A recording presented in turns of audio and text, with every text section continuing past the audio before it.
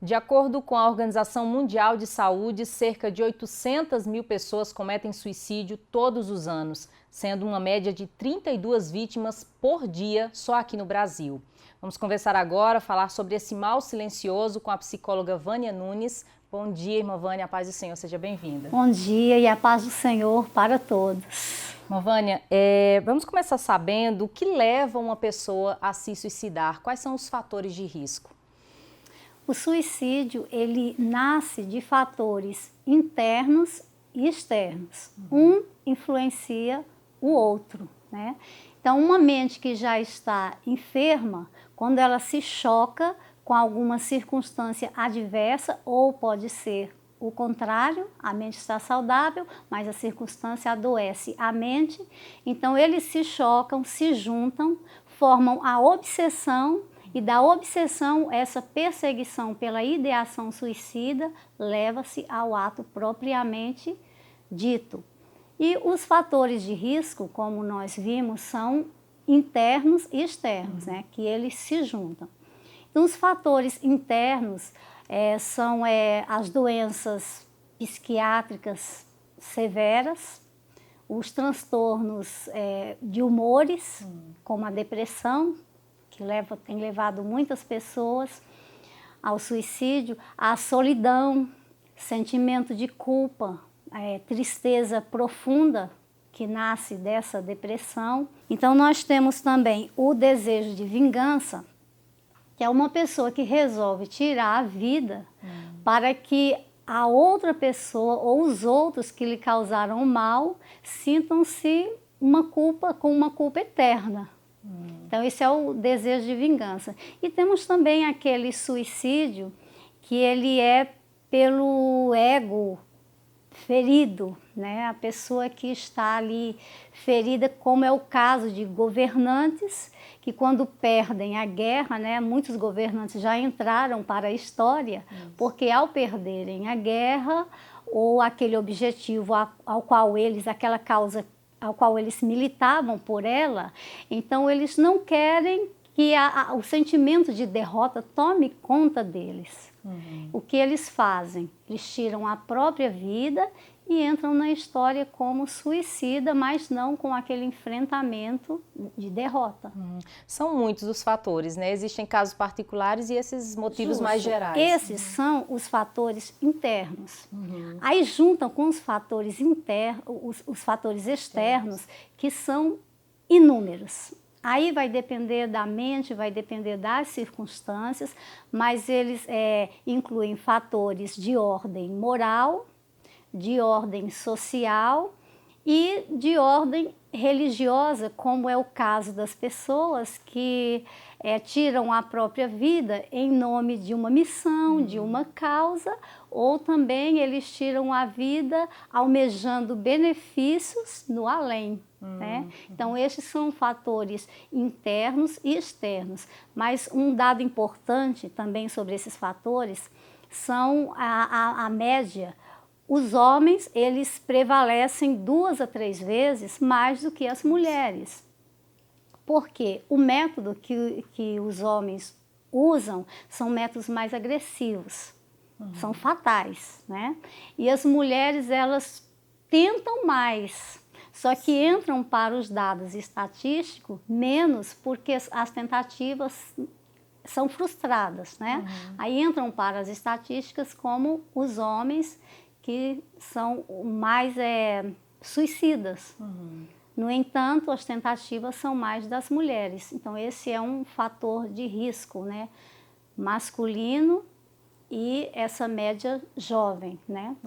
Falar em jovem, pesquisas apontam que o suicídio já é a segunda principal causa de morte no mundo entre pessoas de 15 a 29 anos de idade. Por que esse mal afeta tanto os jovens?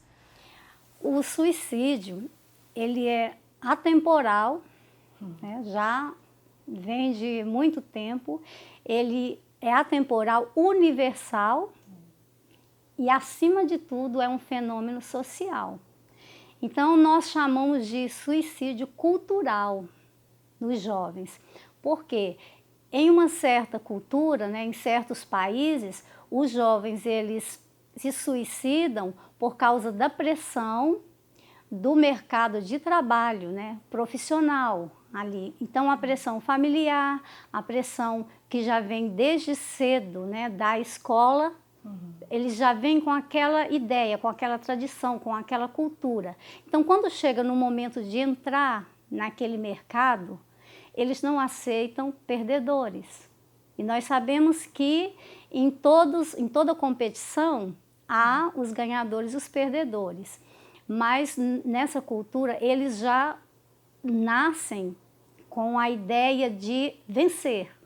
E quando não conseguem, então eles saem de cena. Não vem sentido mais para a vida. Não vem sentido, vê só incapacidade, né? Vê a própria incapacidade, a baixa autoestima, e eles saem de cena tirando a própria vida porque eles acham que não tem lugar para eles no mundo. Já em outros países, como a nível de Brasil, nós vemos outro tipo de suicídio, que já não é mais voltado para esse mercado profissional, essa ascensão, né? Nós vemos mais o tipo de suicídio afetivo, né? Em relação à pobreza, né, a condição socioeconômica. Nós vemos o suicídio voltado para a cultura midiática, né, da mídia, propaganda. Então, no Brasil, nós temos esse tipo de cultura. Por isso que leva os jovens a essa taxa tão avassaladora de suicídio. A estrutura da mente dos jovens, ela não está preparada para enfrentar o bullying escolar, a discriminação, a separação dos pais, a perda, né, de um dos pais ou dos dois, aquela competição, o culto ao corpo, a beleza, tudo isso que a propaganda joga, né, o consumismo. Então, eles não estão acostumados. Então, para concluir essa pergunta que você me fez, a pós-modernidade tem uma força avassaladora e os jovens não estão conseguindo lidar com essa força coercitiva no individual e no coletivo, e leva eles para, então, tirar a própria vida em detrimento desses valores. Os idosos também têm essa predisposição?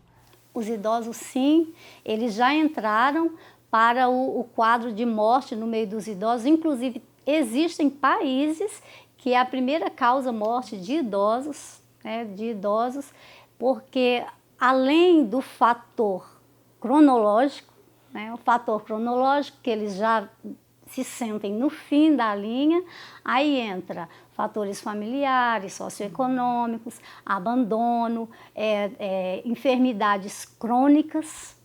E tudo isso faz com que eles já sintam-se inúteis e procurem tirar a própria vida. A gente vive em uma sociedade cada vez mais ligada à tecnologia, né? E ao mesmo tempo em que nos relacionamos com as pessoas, estamos nos isolando ao mesmo tempo. E também existe essa falsa sensação de que através das redes sociais a vida dos outros é perfeita, as pessoas são mais felizes. Isso também pode levar uma pessoa a cometer um suicídio posteriormente? Com certeza, há o alerta. Quanto maior o isolamento, quanto maior o isolamento da vida social, maior é o risco, né? Maiores são os riscos da pessoa entrar na ideação suicida e logo após ao ato em si consumado. Inclusive, duas condições que eu tenho recebido, né, dentro da minha sala, e eu gostaria muito de frisar aqui, os jogos virtuais, né? Os jogos virtuais, ele tem alienado os jovens. Aí entra dias e noites e o jovem ali vai passando os dias e ele sempre naquela mesma posição. Também as pessoas que possuem o vício em pornografia, é uma demanda muito grande também, é uma pessoa que ela vai se isolando. Então, quando essas pessoas percebem, quando eles percebem, a vida social, os valores familiares, todos já estão abaixo. E na hora que ele percebe, ele vê que a sua identidade, ele próprio já não tem valor algum, porque todas as outras coisas já se perderam pelo caminho. Isso é uma das condições. Irmã Vânia, inclusive existem grupos na internet, né, de pessoas que se unem para falar sobre suicídio, mas não para ajudar um ao outro, mas de alguma forma para incentivar nessa prática.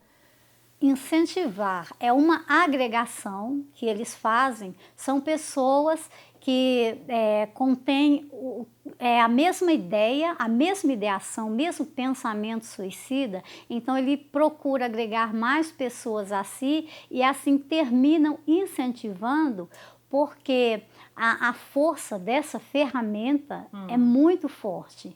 Então ali até crianças já cometeram suicídios, porque viram, existem grupos para adolescentes, para jovens, grupos que eles incentivam, e existem até literaturas que abordam sobre isso. Inclusive no Japão existe um livro incentivando as formas de suicídio. Então vem a literatura e a mídia e causa na mente dos jovens uma certa normalidade daquilo que não é normal. Então aquilo termina sendo algo normal na mente, algo que eles veem como alguém foi e ele foi bem e todo mundo ficou se sentindo mal, então da mesma forma eu posso me vingar, né? Eles falam, eu me vingo porque o outro foi e todo mundo chorou. Todo mundo comentou, então eu posso fazer a mesma coisa. É muito cuidado, precisa muito monitoramento, aquilo que os filhos veem na internet. E como podemos reconhecer os sinais de alerta do suicídio? Quais as características comportamentais de uma pessoa que tem uma tendência suicida? O primeiro sinal que os familiares, né, os amigos devem perceber, estar em estado de alerta, é a combinação com esses fatores, né? Esses fatores internos e externos, quando você sabe que a pessoa já está com aquele sofrimento mental e passando por alguma adversidade, então esses fatores, eles se aliam a um comportamento diferente que a pessoa passa a exibir. Então uma pessoa que era extrovertida, de repente ela está introvertida. Ou pode acontecer o contrário, porque muitos com ideação suicida, eles tentam mascarar, né? Uma pessoa que era muito alegre, de repente está triste, está calado.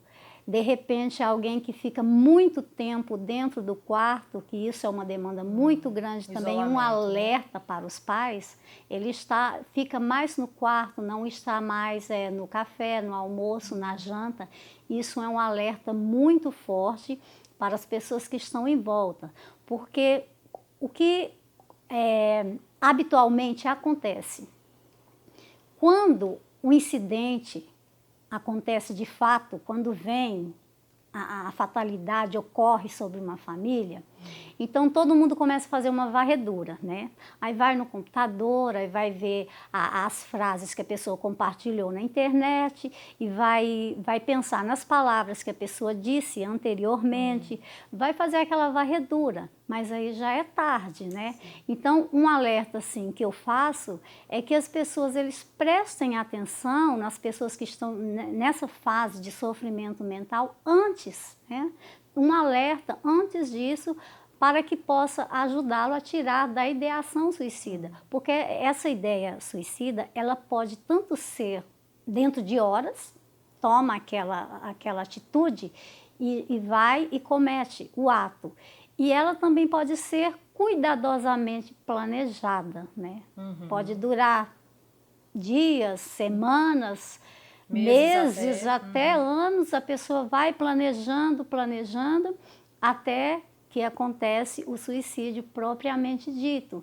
Então as pessoas prestando atenção nesse tipo de comportamento não há como fugir, porque mesmo que uma pessoa que está com ideação suicida, ele tenta sorrir, mas o seu olhar é vago, né? o seu sorriso é triste. Então são comportamentos que as pessoas que falam, não, dentro de casa nunca acontece. E a gente ouve muito essas frases, mas era uma pessoa feliz. Não, ninguém imaginava que ia fazer. Não imaginava porque não estava alerta, né? Mas se estiver alerta, dá para corrigir antes de acontecer a fatalidade. Ao identificar esses sinais, qual é a atitude de um familiar, de um amigo? O diálogo talvez seria o primeiro passo?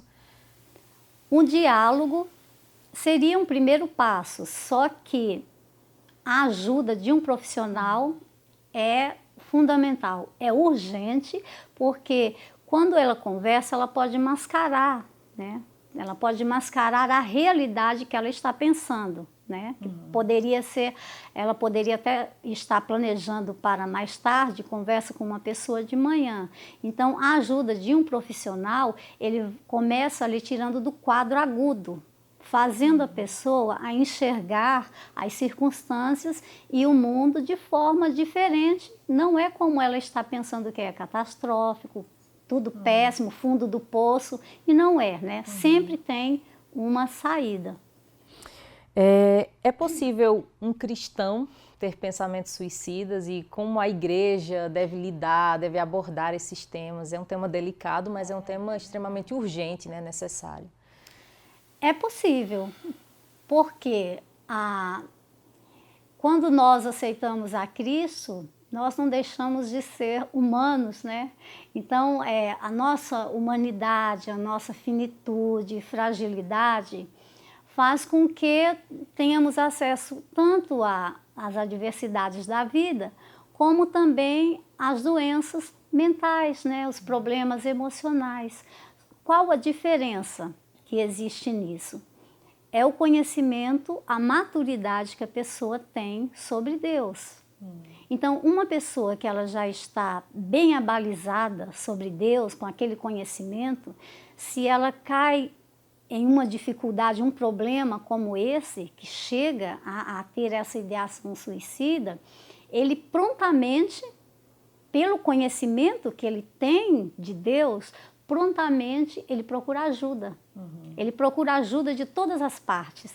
Procura ajuda profissional, procura ajuda espiritual, começa a procurar de todos os lados até ele conseguir reverter esse quadro. Então ele não passa mais a ter a ideação suicida, ele passa a dizer, Deus, me tira desse sofrimento, né? Ele fala como Jó, como Elias, né? Então ele passa a agir de forma diferente. Então, qual o perigo dentro da igreja que podemos enfrentar sobre o suicídio? São as pessoas novas convertidas que estão caminhando com os primeiros passos na fé, que ainda não mergulhou no rio, né? Ainda não tem aquela segurança. Então eles precisam de uma atenção maior da parte dos pastores, dos líderes, dos mestres, né? Precisam de uma atenção para que essas pessoas, quando sabe que alguém está neste estado, então ele vai logo procurar ajuda de todos os lados. Mas é um caso assim tão sério porque nós sabemos que nós não lutamos contra carne e sangue, né? Nós sabemos que nos espaços celestiais há hostes espirituais da maldade, né? Há hostes espirituais da maldade fomentando essa fragilidade. Isso, eu já ia dizer, até um crente bem estruturado, diante de uma adversidade, ele pode chegar a sucumbir e a pensar. A pensar, né? justamente. Mas a diferença é essa, que o crente maduro, ele pode chegar à ideação, mas não ao ato. E o crente que está começando, ele pode chegar ao ato se não for ajudado em tempo. Inclusive, agora aqui na nossa região, uma pessoa que acabou de aceitar Jesus, então aquela pessoa que tinha já essa tendência, aquela voz dizia para ela, você já aceitou Jesus? Então agora você pode cometer o suicídio, que já vinha fomentando há tempos, né? Então você agora já pode cometer o suicídio porque você vai para o céu. Então são hostes espirituais da maldade trabalhando na fragilidade. Graças a Deus o pastor conseguiu reverter, né, a situação, E é um alerta que nós fazemos também para as pessoas que ensinam, para as pessoas que estão na frente de um grupo, porque hoje nós vivemos em um analfabetismo espiritual, né? Então as pessoas, os jovens, eles não leem mais a Bíblia, não se aprofundam mais, não sabem mais sobre Deus, profundamente, conhecê-lo profundamente, e acabam que existe algumas díades dentro do mundo espiritual que eles não conseguem resolver. Então, precisa se ensinar mais sobre carne e espírito, que é onde eles têm mais dúvidas, né? Mais aquele balanceamento, assim, precisa haver a carne e o espírito, sobre arrependimento, mas o perdão ao lado, né? Ao lado do arrependimento, sobre culpa, mais arrependimento. Existe a culpa, mas existe arrependimento, quebrantamento. Santificação, mas existe a glorificação do corpo. E isso aí eles enrolam tudo e eles acham que a santificação ela precisa ser completa aqui. Então eles pegam a glorificação do corpo, que nós vamos ter na glória, e quando eles não conseguem chegar a essa perfeição, então eles já se sentem frustrados, fracassados. Eu não consigo prosseguir na vida espiritual. Então a igreja precisa urgente começar a ensinar, né, essa díade. Se ensina esse pecado, mas existe o perdão, né? Irmã Vânia, muito obrigada por esse momento, por essa conversa. Eu gostaria que, nesses instantes finais, você deixasse uma mensagem para as pessoas que estão nos assistindo e talvez, quem sabe, alguém já tentou tirar a sua própria vida ou esteja pensando em tomar essa decisão. Para todas as circunstâncias, existe uma saída. E aqueles fatores que nós não podemos alterar, se você não pode mudar, então existem os valores atitudinais. Então precisa se tomar uma atitude de mudar a você próprio em relação ao problema, né? Enxergar de outra forma, além da ajuda pastoral, da ajuda profissional, existe essa forma de enxergar diferente. Mas a mensagem que eu desejo passar mesmo, que eu vim ansiosa para passar para todos, é que de todas as pessoas que chegaram até a mim com ideação suicida, com esse pensamento, eu propus um desafio, além da ajuda. E esse desafio é o seguinte: é você chegar mais perto de Deus, é você trazer Deus bem pertinho de você. Porque quando você se engaja em trabalhos evangelísticos, trabalhos de oração, trabalhos de louvor, quanto mais você entra dentro do seio da igreja e começa a participar, então essa ideação, esse pensamento, ele vai ficando bem pequenininho e Deus vai ficando grande na nossa vida, né? Na sua vida. E quanto mais Deus se afasta, os problemas crescem. Então eu proponho esse desafio. Já que o fim da linha parece ter chegado, então você agora vai recomeçar, mas trazendo Deus bem para pertinho de você. E muitas pessoas conseguiram sair fazendo este desafio. E eu deixo ainda aqui as palavras de Jesus, que ele fala assim: quem crê em mim, como diz as Escrituras, rios de água viva fluirão de dentro dele. Então, Cristo oferece essa vida. Ele disse: eu sou o caminho, a verdade e a vida. E não é apenas uma vida. Essa vida que Jesus oferece são duas. É a vida que você tem aqui, você renasce de novo, você passa a enxergar tudo diferente. E quando chegar a hora que Deus ele vem para colher a sua vida, nessa hora então você ganha a outra vida, que é a vida eterna.